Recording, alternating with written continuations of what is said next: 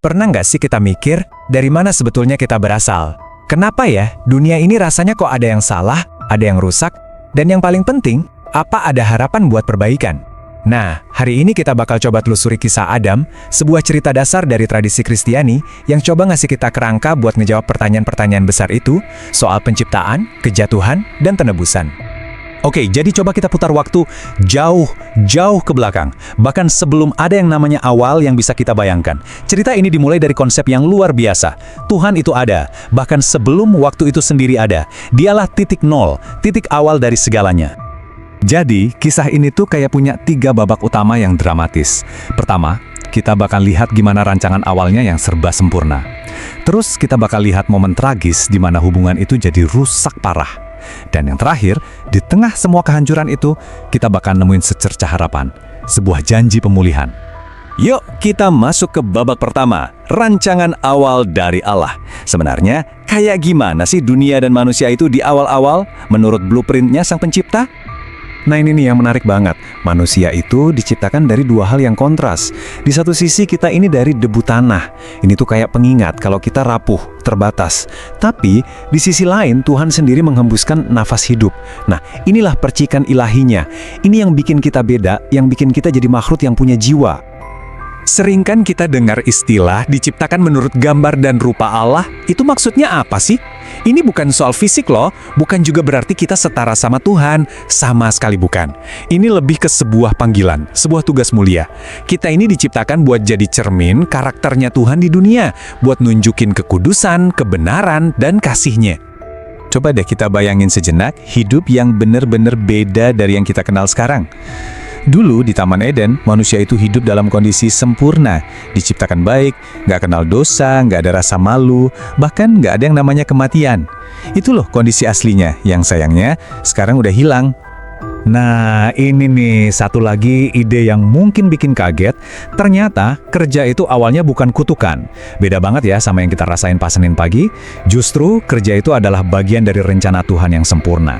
Adam itu dikasih tujuan yang mulia, ngurusin taman, merawat semua ciptaan, dan jadi penanggung jawab. Dan semua hubungan yang harmonis antara Tuhan dan manusia ini, semuanya itu berdiri di atas satu fondasi yang kelihatannya simple banget, ketaatan pada satu perintah. Cuma satu itu. Tapi satu larangan ini jadi penentu segalanya. Oke, sekarang kita sampai di titik baliknya. Momen krusial di mana semua rancangan yang sempurna itu mulai retak. Dan semuanya gara-gara satu pelanggaran.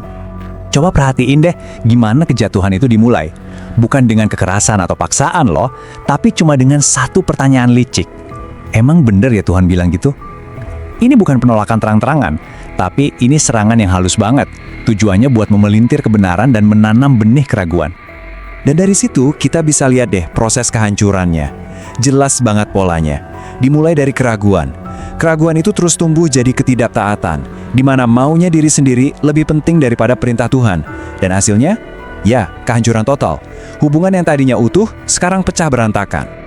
Nah, setelah hubungan itu rusak, apa aja sih dampaknya? Apa konsekuensi langsung yang terjadi? Yuk kita lihat lebih dalam. Untuk pertama kalinya dalam sejarah manusia, emosi-emosi negatif ini muncul. Ada rasa malu yang bikin mereka nutupin diri. Ada rasa takut sampai-sampai mereka ngumpet dari Tuhan yang dulu mereka temui dengan sukacita. Dan yang paling fatal, kematian. Keterpisahan total dari sumber kehidupan jadi kenyataan. Tapi, bahkan di momen yang paling kelam ini, kita bisa lihat ada sesuatu yang luar biasa. Waktu Tuhan memanggil, "Di mana engkau?" Itu bukan karena dia nggak tahu loh Adam ada di mana. Tuhan tahu persis. Itu adalah panggilan seorang bapa yang hatinya hancur, yang masih mencari anaknya, bahkan setelah dikhianati begitu dalam. Tapi ya, setiap tindakan pasti ada konsekuensinya. Hukuman tetap harus dijalani, tanah jadi terkutuk, bikin kerja jadi susah payah, manusia diusir dari Eden, terpisah dari hadirat Tuhan. Persekutuan yang sempurna itu resmi berakhir. Tapi ceritanya nggak berhenti di sini.